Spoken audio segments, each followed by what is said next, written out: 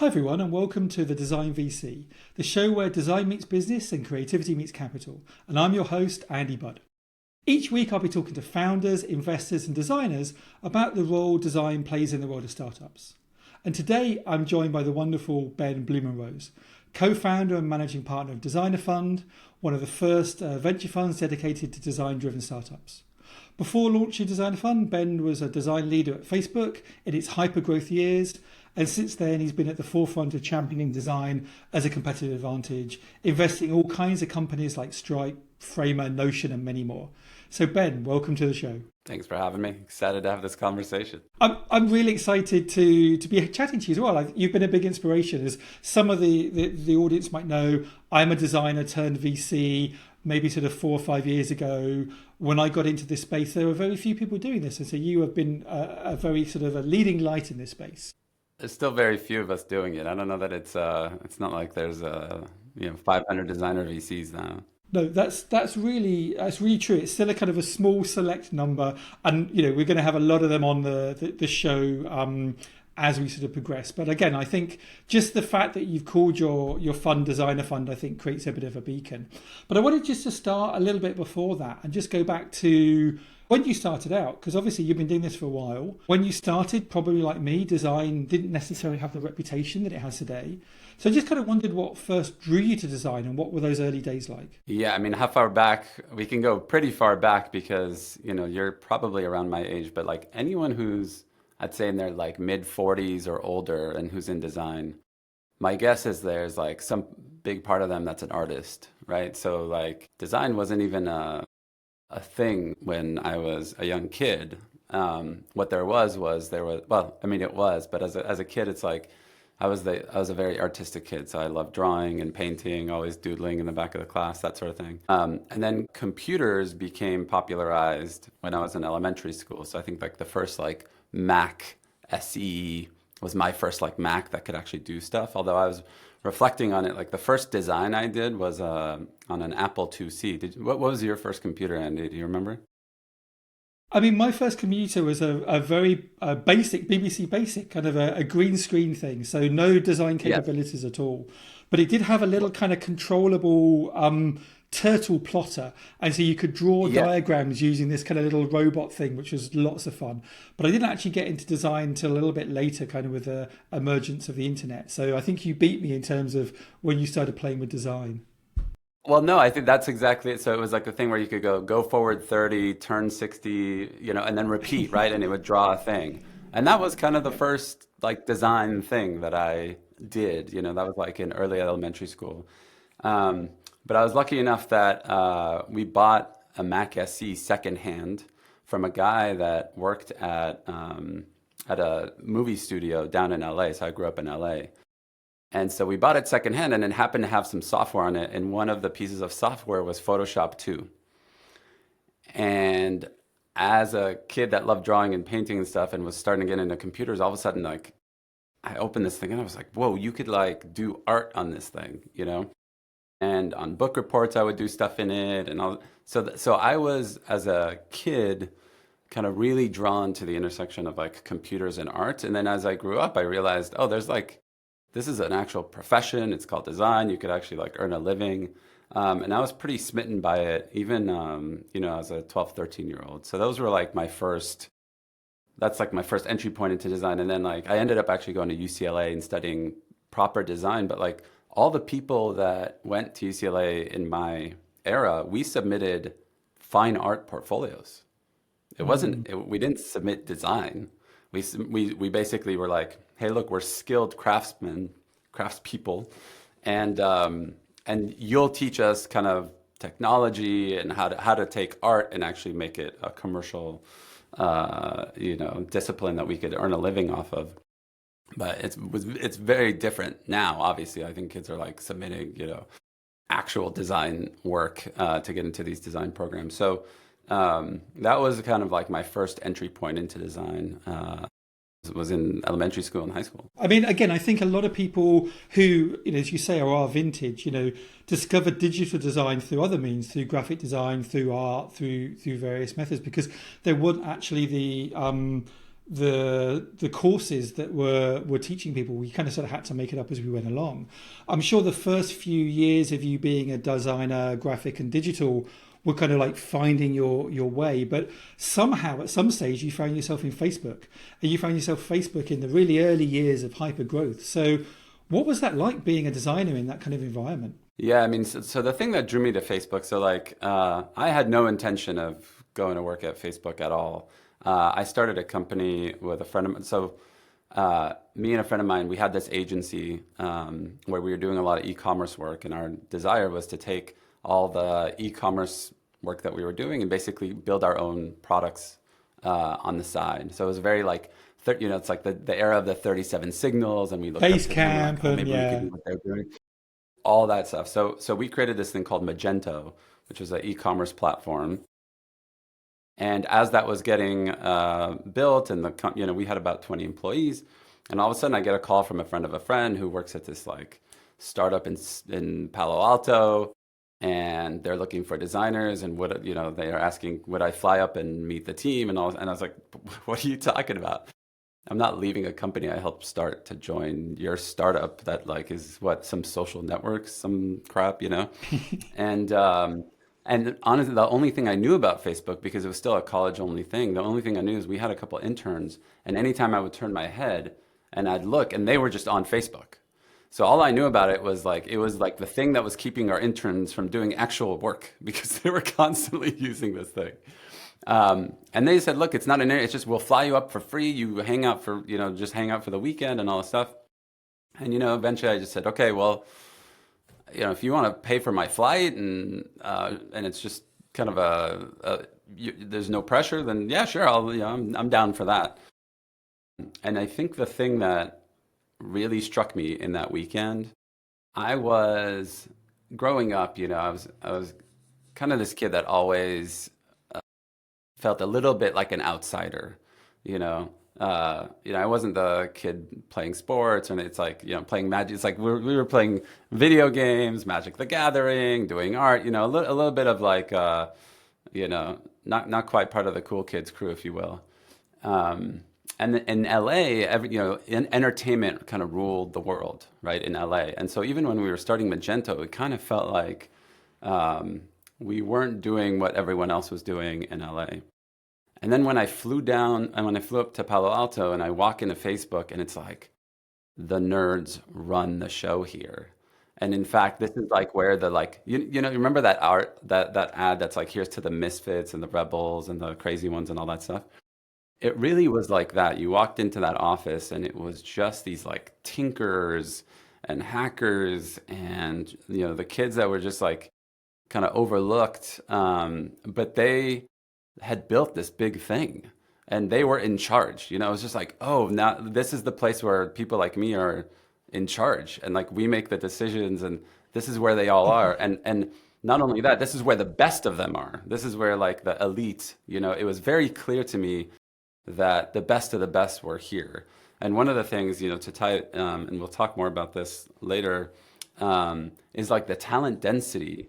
Even in the early, even when I just flew up there, like there's a guy, Boz, who's still now at Facebook, but he taught Mark in school. He was his teacher, and then he joins Facebook. The idea that like that you can convince a former teacher of yours to join, that's not normal. You know what I mean? And so the caliber of people, it was very clear to me even early on that the caliber of people there was like extraordinary. And it's like, if you want to be around the best of the best, this was the place to be. So that was the thing that convinced me to go up there. I mean, I think that's always often been the draw, not just with sort of Facebook, but with the Bay Area in general. The density of talent there is huge, and that just brings more and more people through. But the way you describe the early years of Facebook is very, very attractive. Again, I think a lot of people are vintage. They were the kind of, the freaks and geeks. They weren't the sporty kids at school. We were the ones Yeah. indoors playing computer games and Dungeons and Dragons. And so suddenly to find your tribe and to find really, really smart people must have been amazing. I do think that like there was something when I reflect on it, because I think a lot about community and belonging these days. And I do think there was something about that was a very strong pull for a lot of the early people there, because I do think it was very clear that there was this like community and like a shared set of values and shared set of like hobbies and point of view. It really was people kind of joke that it was like almost like a cult. And when you actually look at like the things that make a cult, like you dress, that you have a set way you dress, you have a language that you share that other people don't. You have a very clear inside and outside, right? So it's like if you're an employee, you're on the inside. If you're not one of us. And when you actually look at like the things that make a cult, like Facebook kind of had them all. And so you can joke about it, but it really was that tight and that strong of an identity that the people had. And when you walked in, and if you shared that identity, you kind of felt a sense of belonging very quickly. And I would say that a lot of the big tech companies that emerged in the Bay Area around that time, and probably for the next 5 or 10 years, took that as a bit of a blueprint in terms of how we build culture, how we build identity, how we attract the best talent. It became a bit of a playbook for what tech became. And so it sounds like they were doing the right stuff from the early days.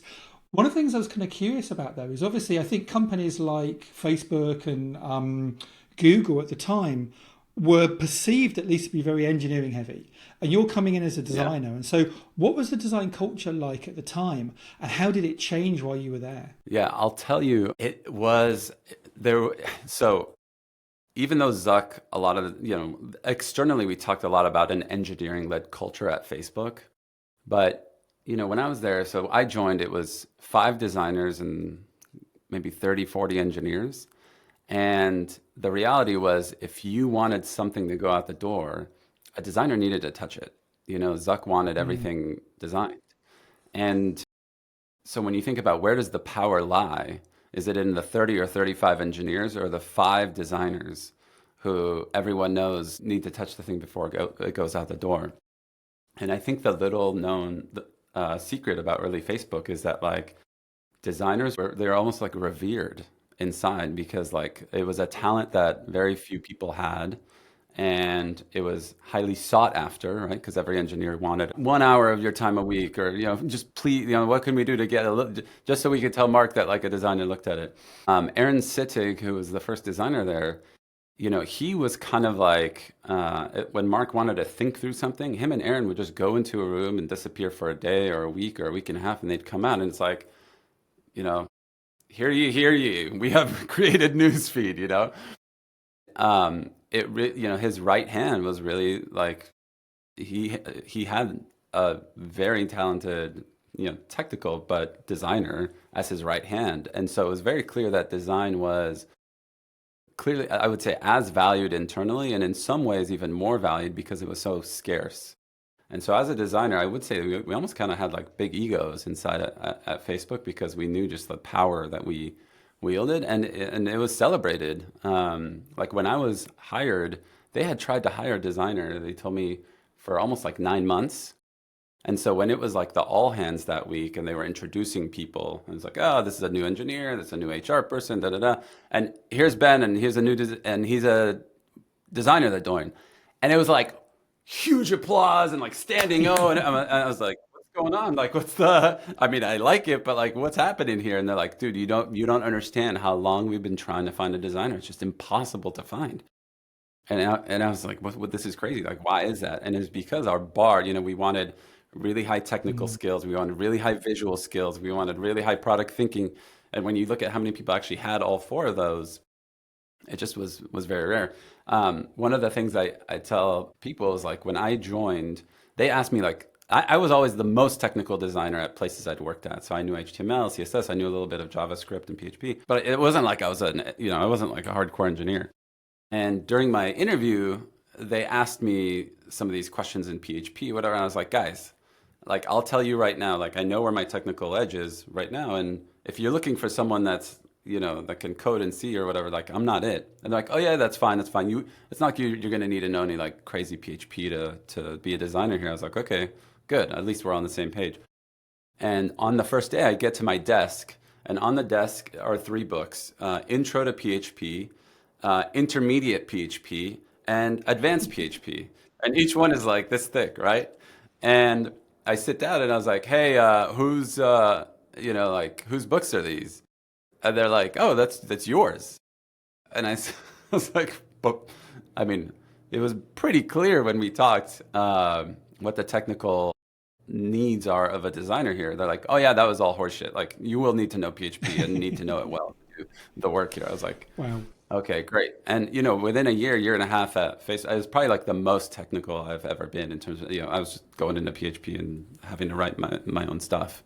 And so that was kind of the expectations of designers there, and that's why I became such a big proponent of like being able to code as a designer, also having craft, also seeing the power of designers and engineers working hand in hand. So it was like, it was the best kind of finishing school that one could hope for. Yep. I think back then there was much more of an overlap between design and engineering. We were coming out of the kind of the web designer worlds where you had to do a little bit of everything, and also I think understanding the medium was really, really important. So I can totally understand the need to communicate, the need to understand your canvas and your materiality. You said a couple of really interesting things. I think first off, like I don't think people would really realise how focused on design early Facebook was, and I think sometimes that comes from looking at headcount, the sheer number of engineers versus designers. But it's really fascinating you talking about how design, not so much a gatekeeper because that has negative connotations now, but you were an integral part. Everything needed to pass through you.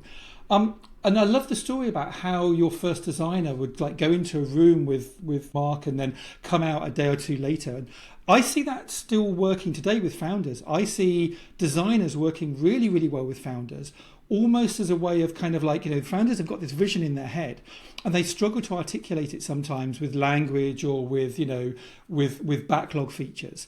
And actually spending some time with a designer, you can get all of that out and that designer can transform what you're seeing in your head as a founder into an interface that you can touch and feel. And so that's, for me, one of the best things. I think that kind of founder-designer relationship can be the manifester of what the founder's trying to deliver. So it's great that was the case, like 10, 20 years ago. And imagine if the founder is a designer, then there's no translation Even at better. all. So Straight from the head. Brilliant segue. So obviously we could talk for ages about your early days in Facebook, but I want to dive into the designer fund really quickly. Like in the early days, like you were working at Facebook, you probably had a really sweet deal. What was it that made you think, hey, I know what I want to do. I'm going to go and start a VC fund. I mean, that seems like quite a overwhelming decision for anybody, but particularly maybe somebody that hasn't kind of done that before. So what pushed you to take that step? Yeah, I think that was not the plan. So the plan was to stay at Facebook, 15 years and retire and then go teach design back at UCLA or something like that. I felt so content. I remember in 2010, 2011, I just kind of sat back one day and I just thought like, I'm done. Like I have it so figured out. I will just stay here because it's the best place. I could not imagine a better place to work. It was just so fulfilling from all the different ways. And I just thought, I'll just stay here another 10, 12 years, whatever it is. And then I'll have enough money to go teach design. And I love teaching. And it just felt so good to just have it figured out. And then, the success kept accelerating. And with the success, I just started getting all these emails for the first time from people not inside Facebook. I had a ben@facebook.com, like that was my email, ben@facebook.com. So I think it was like really easy to guess. And I just started getting emails from investors and founders like, hey, you guys seem to have design figured out. We have a company. We've been working on it for years. It's in healthcare. It's, we've raised millions of dollars. We have 20 engineers and some part-time designer in Eastern Europe, and no one can figure out how to use our product. Can you help us? And it just like kept coming like that. And I just thought like, what is happening? Like, what investor is investing in these companies and letting them build this way? Because the analogy I use is like building a building and you're 10 years in and you just brought in a construction crew and a bunch of materials. And then all of a sudden you look at the building after a few years and you say, you know what? I actually think we should have brought in an architect. Like, does anyone know an architect we can use? And it's just like, who approved this? Who let you start build? It's just like, what is happening? So, so to me, it was like this frustration, like what is happening in this ecosystem that this is okay. And I started envisioning the future of hospitals, the future of schools, the future of all these systems that were getting digitized, and designers were absent. And here I was enjoying the fruits of my labor at Facebook, and I just kind of like thought, in 10 years, would I be happy staying inside here, knowing that all this stuff was happening on the outside where design was just absent? And I think at Facebook, one of the things I would do a lot of is advocate for design, because I think there were a lot of, once we like really accelerated, there were a lot of engineers that came in that didn't have a sense of what design was, why it was valuable, how you worked. So it was definitely something I took on internally. And so the idea of like, oh, maybe advocating for it, not just inside a company, but inside a big ecosystem became really exciting. So that was one piece. And then the other But piece also, was, just to jump in here, I mean, like you could have done what I did. You could have started an agency and helped dozens of people, with their design. You could I have had spoken at already done it. conferences, and Do you know what's, Andy? I was so, like, a few years into Facebook, I became so anti-agency because I worked at an agency, and I ran an agency, and in design schools, that's all they talked about is like designers should start agencies. That was what a designer founder did. You started agencies. yep, But yep. agencies, it's like there were the people who started the agencies and everyone else had no equity in the thing. And agencies would worry about awards and winning clients, and we never worried about like the actual impact of the work that we did.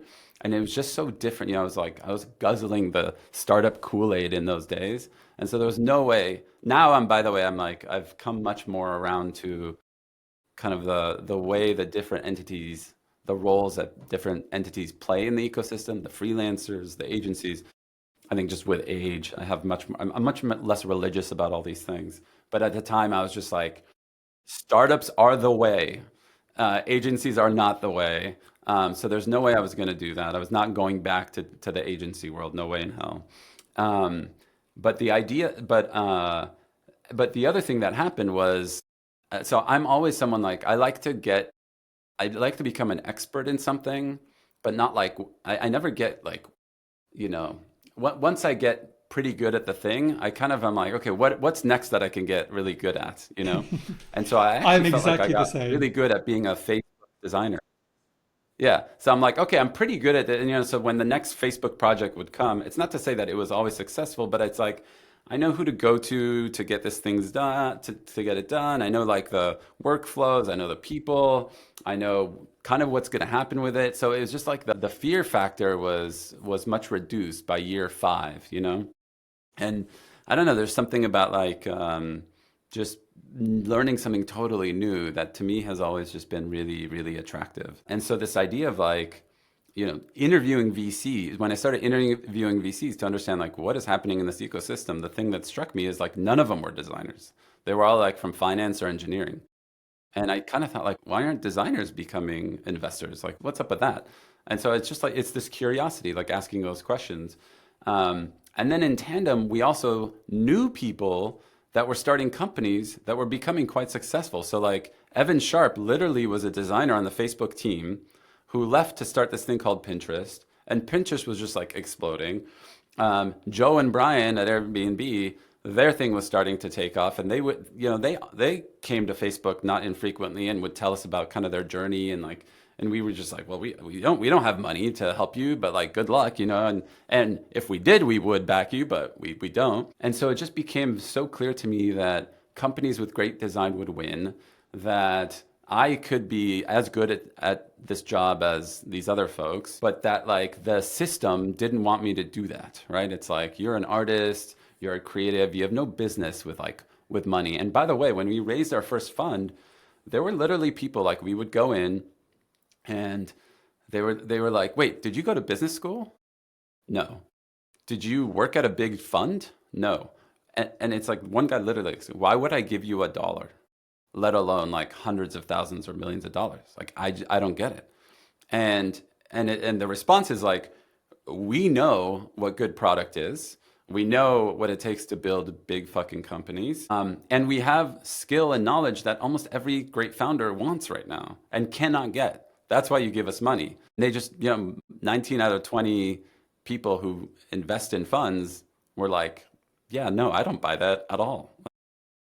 That's not enough. You need to kind of know how to manage a fund, know how to deal with capital and all that stuff.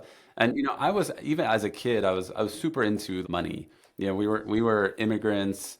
We didn't have that much. I remember using like Quicken with my parents as a 10-year-old to make sure like our finances. I was really good at math too.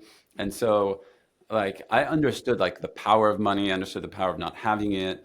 I was always interested in what was valuable and what you could charge for. By the way, like we talked a little bit early days in design.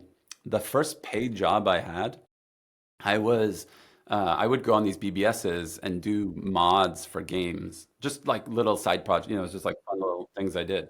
So I would use this thing called ResEdit to modify games, and one of the games was this asteroids shooter game, and I would make all these like weird 3D elements for it, whatever. Anyhow, so some guy contacts me and says, "Hey, I work at an ad agency and we don't have much of a budget, but we'd love you to do this for one of our clients." And the client was Zima, if you remember the non-alcoholic like clear drink. Um, Hmm. and so he wanted it so the big asteroid would be a six pack, and then you'd shoot it, it would be a bottle. You'd shoot it again, it would be the bottle cap, and then you remember that game, Asteroids. And so he goes, "Yeah, we don't have much of a budget." Yeah, and I said, "Well, what kind of budget do you have?" And he goes, "I think we could pay like $5,000." I was a 13-year-old, and back then, $5,000, I mean, $5,000, it was like you were offering me $1 million. It was a huge sum of money. And so even like my earliest experience with design and kind of the value of design and like it was just something that I was always like very curious about. And I just thought, when I was looking into running a fund and what it would take and all that stuff, I was like, I can do this like just as well, if not better than these folks. And 19 out of 20 founders would want to work with us over any of these guys because we know how to build this stuff. And design is such a superpower early on. So it was just really frustrating how many people like said no, but also, again, it comes back to like always feeling like I want to be doing stuff that I'm scared of, that feels like I have no business doing it, where I feel a little bit like an outsider. I will say, it's been 10 years as an investor. I still don't like fully feel like I definitely feel like I'm a designer first, investor second, even though like now I mean, it's very clear, like I know. Go ahead.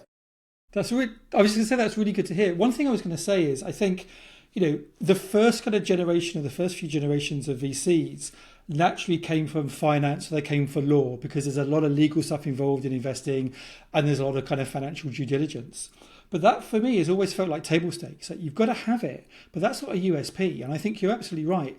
I think the modern founder assumes that you've got that, and they want operators. They're drawn to people who have gone, have done this before, who are connected, who can kind of offer advice in the trenches. I often think that like a lot of traditional VC funds, it feels like you're having a meeting with your dad or your uncle. It's all incredibly formal. Whereas I love the relationships that I have with my founders because they see me as just one of them. They don't see this kind of like status difference. They just see like, here's somebody that I can chat to, who's been around the block, who can really help me, guide me on the difficult part of running a business. And that isn't necessarily how to do your taxes, although that is a pain in the ass, and how to kind of like put your legal stuff together. But it's go to market. It's finding product market fit. It's finding and sourcing talent. And this is all stuff that we've done and a lot of VCs haven't done in a meaningful way. So I'm kind of totally with you there.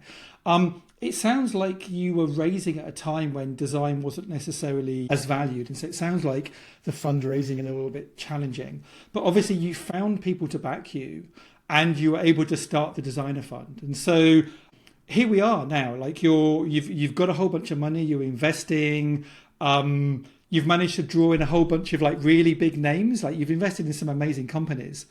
What is it about your unique focus that is drawing those founders to you rather than insert any other of a 500 VCs in the valley, do you think? Yeah, I mean, I think there's a couple things. One is we're very collaborative by design. So one of the things that you have as an advantage if you're small is that you can be very collaborative. Meaning, like if someone's raising a couple $1 million or whatever, let's say 2 to 3 million bucks, and you want to put in 500K, it means that they can choose a lead, and the leads have to compete against one another because they need to put in like 1.5 million or 2 million. And then you as a value add investor, you can just say, hey, look, I provide all this value for a much smaller check size. And it becomes a little bit of a no-brainer. And most of the leads, by the way, don't have this as an expertise. And so when they're starting to think about how do I create a well-rounded, a high-value group of investors around the table at this company, product design, brand design becomes this thing that's like, if there's someone that can come with a smaller check size and bring this, it becomes just like, yes, like how can, I've had investors say, how do we get you to do like all the deals that we do? So I think that's really one of the secrets is like we've stayed relatively small in terms of just Silicon Valley fund sizes, which allows us to be very collaborative by design. So that's super helpful. Oh, I was just going to say, I'm curious because I totally agree. I think you have a couple of funds with large coffers that can, do the big kind of lead rounds, and you come in as a kind of a smaller check that is value add. And you're an operator and you bring the knowledge of design and product. I'm just wondering, like, why hasn't this seemingly taken on? Why aren't there dozens and dozens of design-led or product-led or marketing-led funds? I mean, there are a few, but it feels like there should be more. I mean, I'm not trying to encourage more because I think you've got a brilliant market sewn up there, but I'm just kind of wondering why hasn't your success kind of blown things up more? I will tell you exactly why. It's a totally different job than doing product design or building products. It just is. It's saying no 99 times out of 100. It is managing LP relationships and making sure that you're, getting out of positions as well as coming in. It's having very difficult conversations with founders when needed. As a designer, it's like your whole thing is you're a dreamer. You're a manifester of dreams, right? Someone comes to you and they say, I want to build X. And you say, I will help you make X. I can do that for you. And as a designer, good designers will do that 99 times out of 100. They say yes, and 99 times out of 100. And the investor is the exact opposite, right? And you need to have a critical eye of like why something won't work. And so it's just like the more I get into it, the more I realize it's not quite this way, but it's almost like I went into medicine and I was like, oh, see, designers can become doctors. So come on, everyone, come from design to medicine. And it's like, what are you talking about? They have nothing to do with each other. And there is a little bit of that here where it's just like, it is more adjacent, but it is quite a different role. And so I do think like when designers start realizing like to be a formal VC of a fund, it's just a very different role. And we've had folks who've, they've come to be VCs and have said, well, no, this kind of sucks. And they basically, what I think is probably a better fit for most designers is to angel invest, keep your design or product or founder role and have that be 80% of what you do. And on the side, angel invest. Dylan of Figma does this, Bobby Goodlot does this, Soleo does this, right? So I think it's like,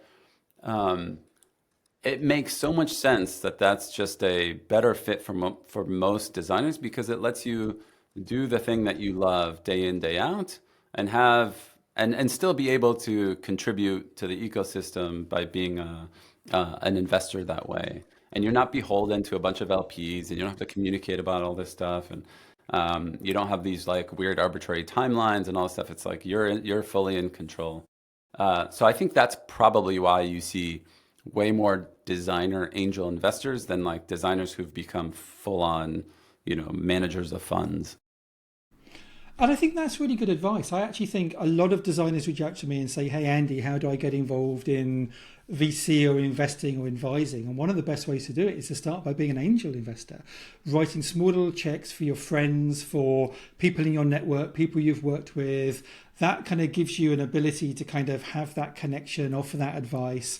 And I think a lot of people are surprised. I think when people think of investors, they think you must be writing 100K, 500K checks.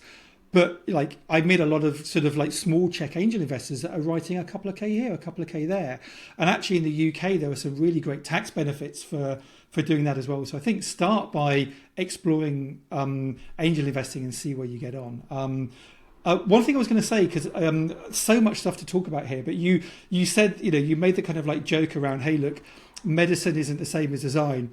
I bet you there are some LinkedIn articles that say, hey, well, medicine is just user research and problem solving. That's basically design thinking.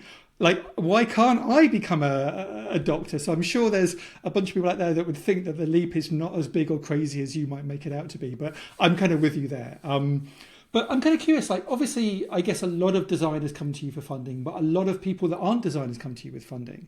So I'm kind of curious, like, the non-designers, the technical co-founders, the business co-founders, what do they often get wrong about design and how do you help them?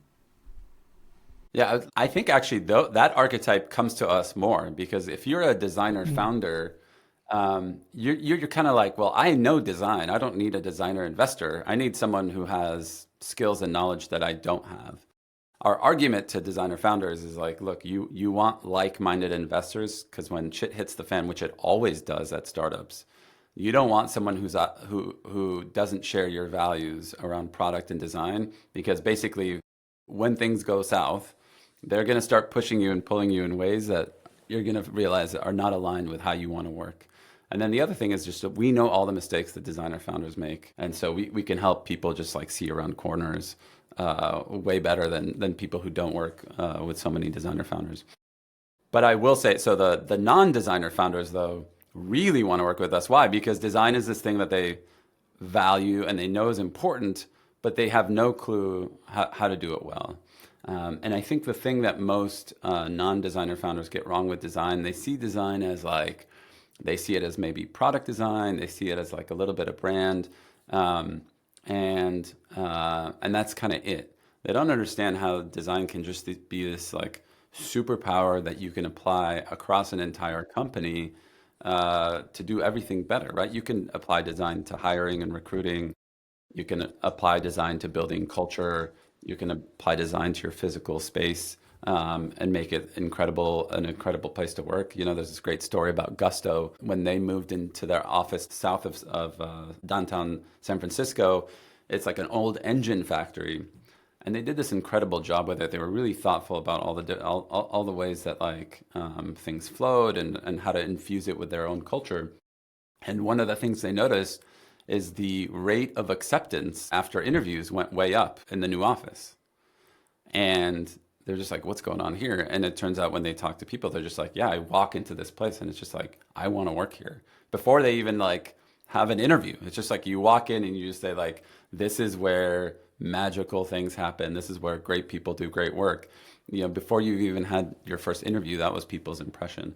So I think that's the thing that technical people get wrong. Like I think they know the power of design and product design and software. They get it with like brand a little bit, but they really don't internalize just how powerful it can be across the board in all the things that they do to be this like force multiplier for every aspect of the company. I find very similar stuff in my work with founders as well. I think a lot of people, and maybe it's a societal thing, kind of often position design as an embellishment. It's like, well, we start with the thing that we've created, and then we bring the designers in to make it look good.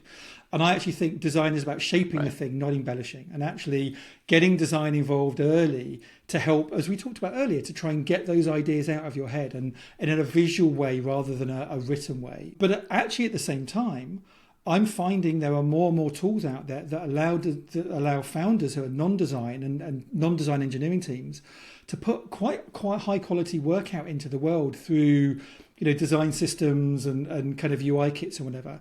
And so it used to be the case that I would always say to founders, you should have a designer really in the early days. And now I'm kind of less sure. I'm kind of curious. I'm curious whether all the scaffolding has made it easier for non-design founders to get further without that designer sort of sidekick or co-pilot. So I think in some ways, yes. So I think it's easier to get good design done if you know what you are building, right? In terms of just like pretty good product design. But to do really exceptional work, to figure out even what you should be building, to create a product that people are just going to be like, oh yeah, I will definitely use this over the 8 other versions of this. That takes great product design, not good product design. So I think you're right. If someone's okay getting by with good enough, they can get by with good enough.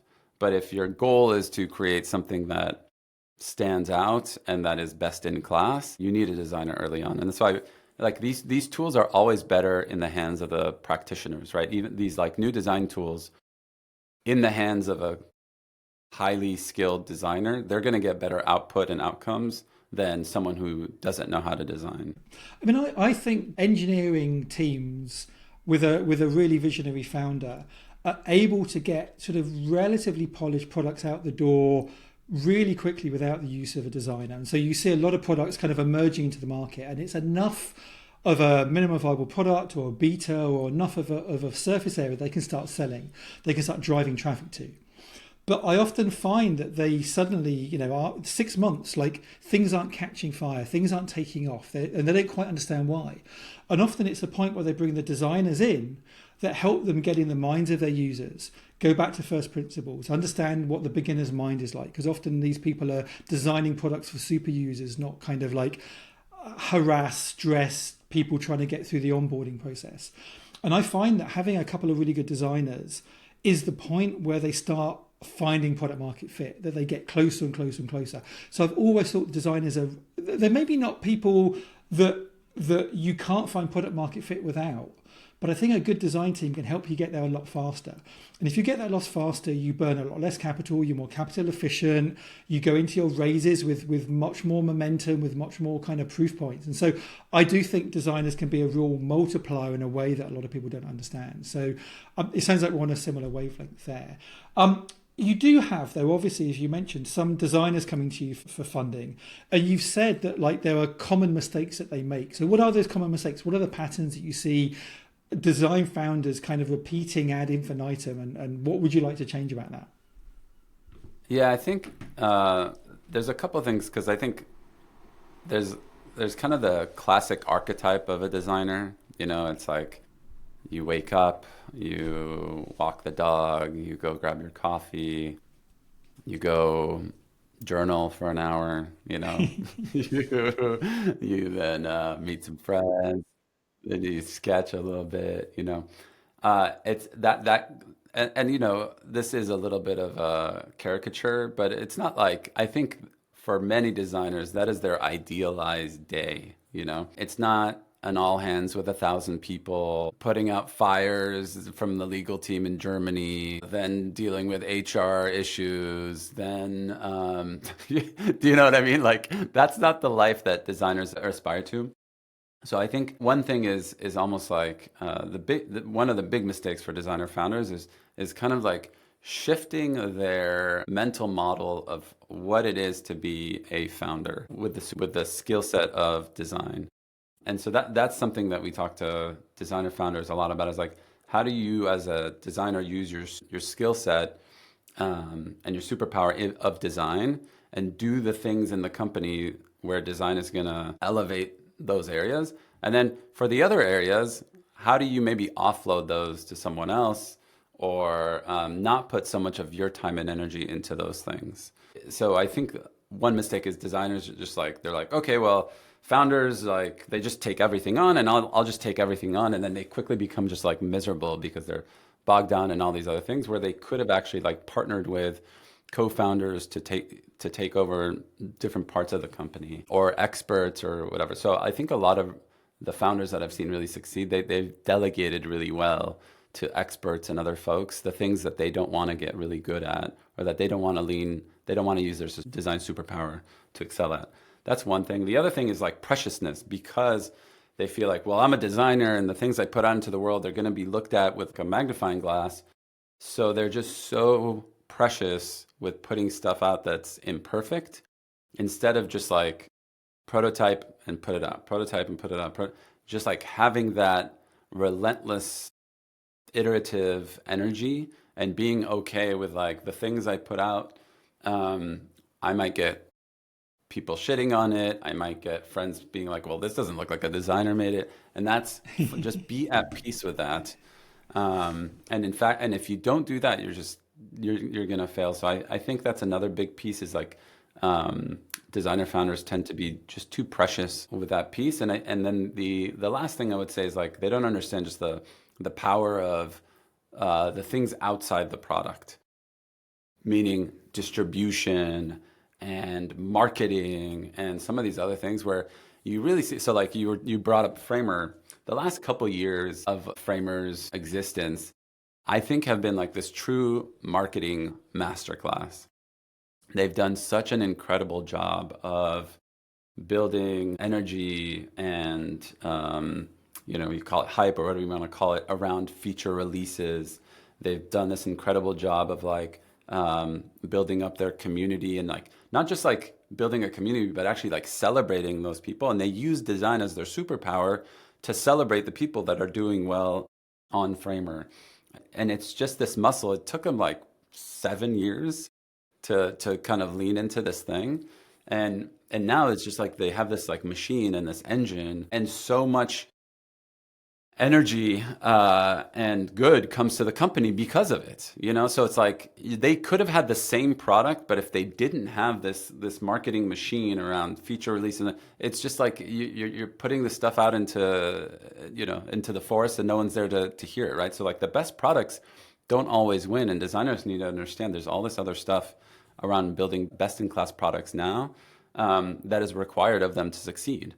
Right, so you can't just be that precious designer and be like, "Look, here it is," and expect everyone to just come. It just doesn't happen that way. So that's maybe the third big mistake that designers make is not understanding all the other stuff around building great product that needs to happen at a high level for a product to succeed. Yeah, I mean, look, those are the trends I see as well. I mean, I frame it slightly differently, but I think we're bang on in terms of what we're actually seeing. Like, I see a lot of designers getting fed up of working with large companies because they can't do the perfect design process. They can't do the research double diamond kind of thing. And often they think, hey, if I'm running my own thing, I can run the process however I want. But actually, in a startup world where you've got limited capital, limited time, you're often running a more impoverished process. You are talking to customers, but it's not this kind of perfect academic process. And actually, you're being forced more to throw things out in the world, as you say, that are kind of a little bit half-assed, a little bit rough around the edges. And for a lot of designers, that becomes a bit of almost like a bit of professional embarrassment around kind of like, I can't put this thing out because it's not ready yet. But as we know, like, you don't want to be perfecting a thing that's wrong. And so getting stuff out in the open quickly, I think, is really important. So I think takes some training to retrain themselves around the speed and tempo that's needed. I think the other thing, you're absolutely right. I think a lot of designers think that if I start my business, I'm going to spend all my time doing the stuff I love, which is obsessing over product, obsessing over user needs, obsessing over kind of building a brilliant interface. And actually, the thing you'll get at is often the thing that you need to step away from because you built an organization around you that's good at that. As a founder, you need to lean into sales, you lean into marketing. But the weird thing is, I actually think that designers can be really good at that. For me, I think sales is often an extension of the discovery process. I think marketing is often, understanding what customers love and trying to frame your product in a way that kind of really hits home. I think, a lot of, you talked earlier about kind of how design isn't just about shipping interface, it's about using that design thinking approach to solve other kind of business problems. And I think the best design founders that I've met, they actually don't obsess over the interface anywhere near as much as like they obsess over figuring out their GTM, figuring out their marketing, figuring out their sales and perfecting it. And so, yeah, I'm totally with you there. I mean, we're seeing a bit of a resurgence in the last 6 months or a year of like design founders. You're doing a lot in that space as well. You've got an amazing program around surfacing some of the stories around design founders. I think it's really easy to go, hey, we've got Apple and we've got Airbnb and not much else. And I think you've been spending a load of time saying, hey, look, there's all these amazing stories out there. I know YC are pushing for more designers to become founders. If you were speaking to a young designer now thinking about like, whether it's the right path for them, like what advice would you give them? Yeah, the thing I've started to realize is too many people basically they say, okay, I want to be a founder, and so how do I raise money? And it's like, dude, you're not there. So there's kind of these three steps that I'm realizing that I'm talking to a lot of designers who are kind of like interested in becoming founders. I'm like, step one is like build the thing. It's so much easier to build the thing these days. And when I see someone raising money and they're like, "Oh no, we don't have any prototypes or anything built," it's just like, why not? Like you can build it in a day now, the thing that used to take you a year. So it's just like really suspect when someone doesn't even have a prototype. Let alone like you can actually build real live software just like much easier and for much less money. So step one is like build the thing first, okay? And then the question is like, does this thing deserve to be a company at all, right? Does it actually deserve people around it and your full 100% day in, day out attention? Because you might realize like once you build the thing, it actually is much better as a thing that you spend 2 to 5 hours a week on as a little side thing, and you can maintain it, and it's cool and it's interesting, but it doesn't have to be your whole thing, you know? So step one, build the thing. Step two is like, does this need to be a company? Okay, so then let's say you've built the thing, you're like, oh, this is pretty interesting, and then all of a sudden it's like people are using it, and you're like, oh, I can kind of see how a company could be. Yeah, no, this deserves to be a company. Great. So now we decided it deserves to be a company. Then the next step is like, let's decide what type of company this needs to be. Because there are many different paths to building a company. And there are so many examples now of people who've built, like, so imagine you're a designer and you build something that people use and pay for, right? And let's say this thing gets to a place where 5-10 million bucks a year is of revenue is coming in the door, and you have 12-15 people who are building this thing and supporting the thing, costing a few $1,000,000, and the thing makes 3 to 4 million bucks in profit every year that you and your co-founder take home, right? $4 million of profit split between the founders, 2 million each, year after year. That's an incredible thing to build, and an absolute failure for a venture-backed company, right? Yeah. And so, it's like that's the thing that people really need to internalize. There's like a path that you're signing up for when you raise VC money of the type of company you want to build. So before you're like, I want to raise money for this, let's first think about like, can you just build it the way old school companies used to be built, which is like we build a thing, we charge for it, and we spend less money than we make. And you do that for a number of years. And all of a sudden now you have this like amazing small company. And by the way, I just think a lot of people would be very happy to have those kinds of businesses. So now we've built the thing, we realize it needs to be a company, and then you come to a point where you say, look, this doesn't just need, this doesn't deserve just to be any kind of company. This needs to be a venture-backed company, because I think to truly manifest this thing to be the dream that I want it to be, I need thousands of people. We're going to need hundreds of millions of dollars to really have the kind of impact that this thing deserves. That's the kind of company this needs to be. Then you go and you raise venture capital money, right? So there's just like steps to getting there. And too many people start with like, I kind of have an idea. Let me go raise 5 million bucks. And you're basically going about it completely wrong. So that's what I would tell aspiring designer founders is like, start building the thing, start finding the people who you'd want to build the thing with, and then figure out like side project or no, company or no, venture backable or no. And then if it's venture backable, come send us an email. Absolutely, absolutely. I mean, if any prospective founders, whether they're designers or not, but have a passion for design, listen to this, I would highly recommend them to kind of reach out to you. Interestingly, while you were talking about that, like I actually run a design founder summer camp over the past summer, and a lot of the things you were saying were kind of replicated in the conversations we were having as well. Is this a venture backable business? What's the size and scale? Like, have you built the prototype yet? Like a lot of people, you're absolutely right. They start thinking about VC money before they've done any of the other stuff, and kind of helping them through that process was really fun. So I saw a lot of what you were saying in the cohort that I took through this program earlier in the summer. What did you call this summer camp? I want to come to a designer founder summer camp. It was great. It was a 6 week, 6 evening thing over the summer in August, just called the Design Founder Summer Camp. I'll ping you the details. Maybe even get you come and be a special guest for the next one I run. But yeah, very much kind of talking about all the kind of stuff we've been talking about today. So absolutely. Look, I know you've got to go. I just want to kind of finish up now really quickly. I'd love to kind of understand, lots of things are happening in the world of AI at the moment, both in terms of, amazing companies you're investing in, AI shaping the tools and the practices that designers are kind of exploring. I'm just kind of wondering what you're seeing at the moment, and what are the kind of the opportunities that designers and design sort of conscious founders should be tackling, and what are the risks out there that people need to be aware of?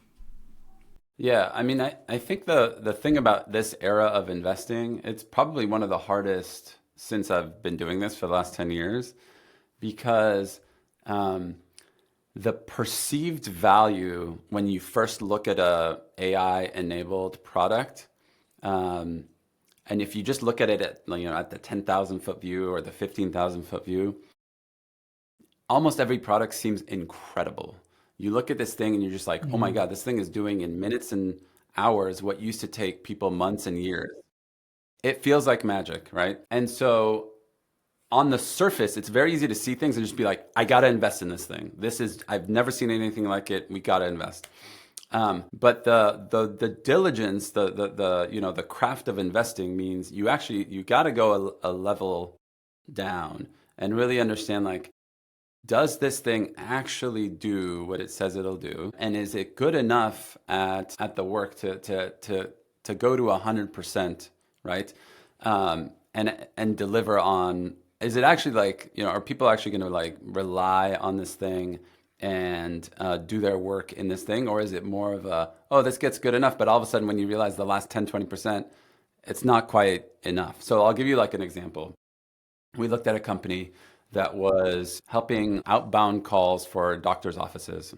So a lot of times nurses are put into these positions where they have to like call a bunch of offices and make sure that the appointment, it's like, hey, we have someone who needs a referral to, a knee specialist. So they call all the like knee specialists, gather around the days and times that they're available, if they are covered by insurance, blah, blah, blah, and gather all this data. And they do this dozens of times a day.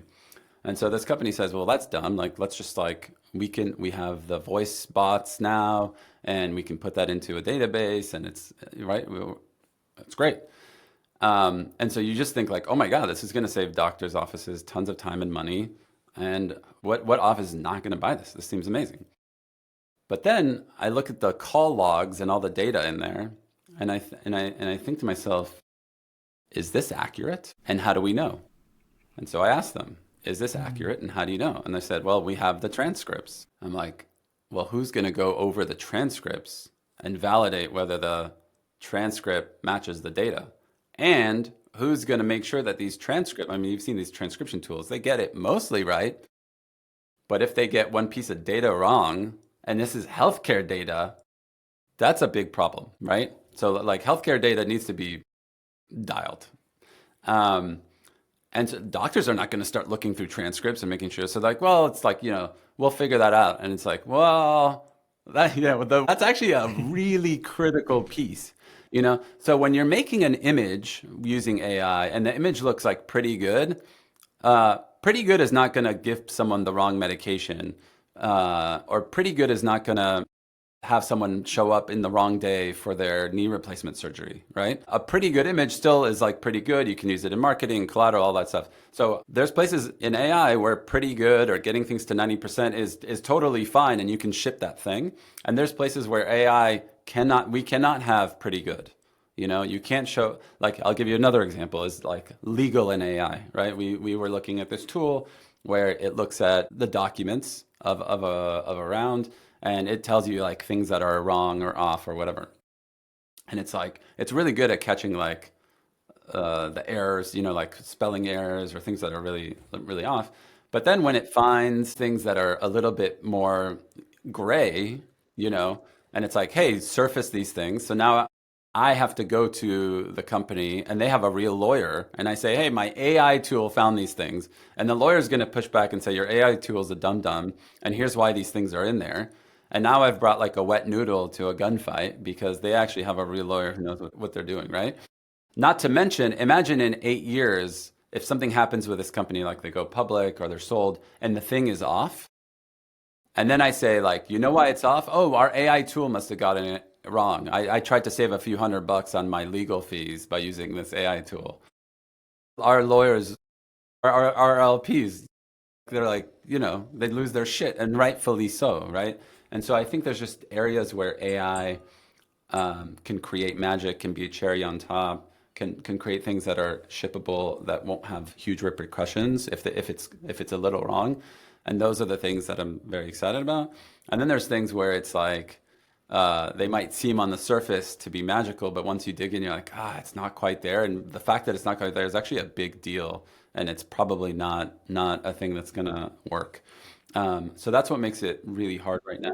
95% there for a marketing tool is probably good enough. 95% there Yep. for landing a plane, probably not. Right. Exactly. Exactly. Yeah. Yeah. Yeah. Yeah. Oh, sorry, we got it wrong. We thought the runway was just 50 yards that way. Yeah. No, that's not good enough. The model I use at the moment is kind of like, I think AI is like an intern. They can go off and do a whole bunch of kind of brute force work, but you need someone to kind of like oversee and kind of check the work. And actually, sometimes the checking of the work can be more tiresome and labor intensive. And so, there are certain environments where it works well and there's certain environments where it doesn't. That might change, and as accuracy increases, I think we'll see different stuff. But I think at the moment, I think you're absolutely right. The other thing I have which a friend, Andy. I have a friend who used to fly the U-2 Dragon Lady. It was like the spy plane for America. wow. Flies at like more than 70,000 feet. He flies in the spacesuit. And it's basically, it's like they take photos of all over the world. But they're on their little patches, their motto is "In God we trust, all others we monitor." And I think like for AI, it's like "In God we trust, all others we validate." You have to it's like you can't take AI at face value. You have to kind of like it's a data input, and you sort of have to just validate the things that it gives you to make sure it's correct, right? That's still where we're at right now. I think one of the other big challenges with AI is also just the cost base, the unit economics. I see a lot of people who are building these Yes. really, really great tools. And then when they realize the token costs and they realize that actually, people don't want to be paying $5 or $10 for a customer service call kind of resolution, or, you know, so that's the other thing as well. I've seen a lot of companies that have got a really good product, but they just can't make the economics work. They can't find people willing to pay enough money to cover all of the costs, and that might come down. So again, that might be a problem that solves itself in 3 or 4 years' time. But at the moment, sometimes it's actually cheaper to use a human being than it is to use an expensive model. So, but look, this has been great. Like this has been an amazing chat. I've got to let you go. Just lastly, like what's next for the Designer Fund, and how can people connect with you if they want to learn more, if they want to kind of find out what you're doing, if they want to pitch to you, like where can people come to find that information? Yeah, so I mean, we are on all the platforms. So we have a website, designerfund.com. We have a Substack now that's designerfounders.com, where you can look at a lot of the designer founder stuff we put out. We're on X and Instagram and all those places. So it's not hard to find us. So if you're want to see what we're working on, want to see the content we're putting out, we're very, very vocal about it because we want to influence the ecosystem to understand the value of this stuff. What's next for us is really just like making sure that designers are part of this new wave of great companies, because again, it's like I'm having flashbacks to Facebook days where it's like intentions are not good enough, and designers are so good at being the voice and advocate for people and society and humanity. And if these tools don't have that infused in them, we're gonna fuck it up once again. Like social networks, like I don't know, it's playing out not great, right?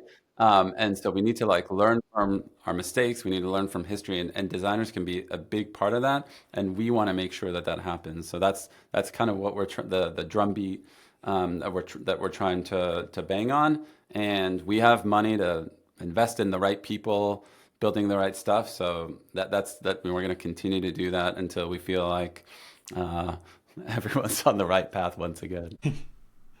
Well, I love it. Look, it's been fascinating chatting to you. Thank you so much for joining me. And I look forward to kind of catching you again down the road. So yeah, take it easy and speak to you soon. Awesome. Thanks, Andy, for the time. Really appreciate it.